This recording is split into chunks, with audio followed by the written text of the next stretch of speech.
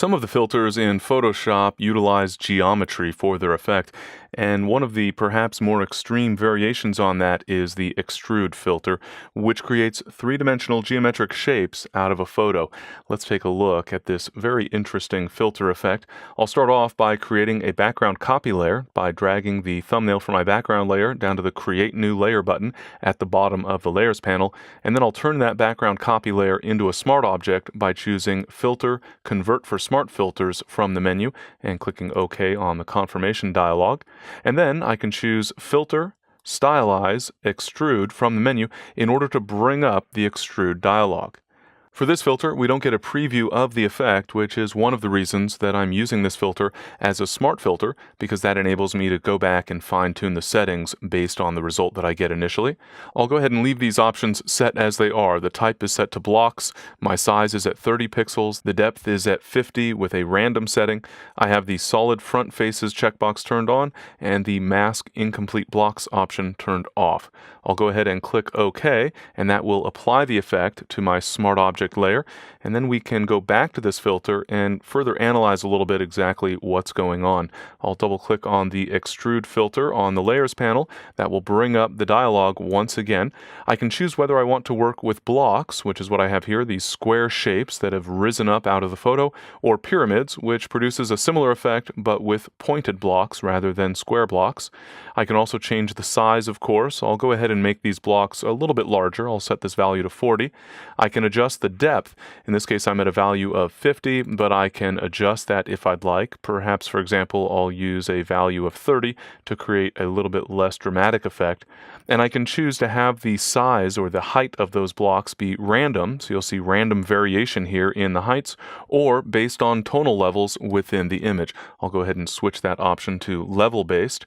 And then I can turn off the solid front faces checkbox. That's creating the solid color at the top of each of these geometric shapes. With this checkbox turned off, we'll see the original image at the top of each of those shapes.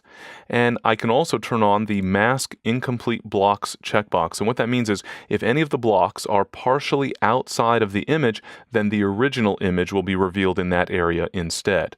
So I'll go ahead and click OK, and you can see that now I have a significantly different version of the image. The blocks are not as tall, and we're also seeing the original image in the face of it. I don't personally care for this effect as much. It just looks like a grid line pattern was painted over the image. I'll go back to the Extrude filter in order to adjust those settings. I think that depth needs to be a little bit higher. I'll take it up to 60, which is even higher than it was originally. I'll turn on the solid front faces checkbox because that creates a, I think, a little more interesting effect. And I'll leave the depth option set to random as well. I'll go ahead and click OK, and you can see now a much different variation on the image. And notice, by the way, that in the areas where those blocks are not entirely within the photo, we have the original image showing through. A somewhat subtle effect, but that helps to prevent a situation where the blocks essentially look like they got cropped off. So with just a few adjustments to the settings, you can get very, very different results. I'll go back to Extrude one more time and perhaps use the level-based option with the depth back down to 50, and I'll click OK, and you see now quite a different interpretation of the photo since it now is based on the actual tonal values within the image. So all sorts of different possibilities. It's one of those filters that you can really play with quite a bit and find a wide variety of different interpretations for the image. In fact, we haven't yet looked at the actual effect of that pyramids option, so I'll go ahead and use pyramids. I'll change the depth option to random, and I'll click OK, and now you see a spiky interpretation of the photo, these pyramids rising up out of the image at us. I generally prefer the blocks option. I'll go ahead and switch that back in the Extrude filter and click OK.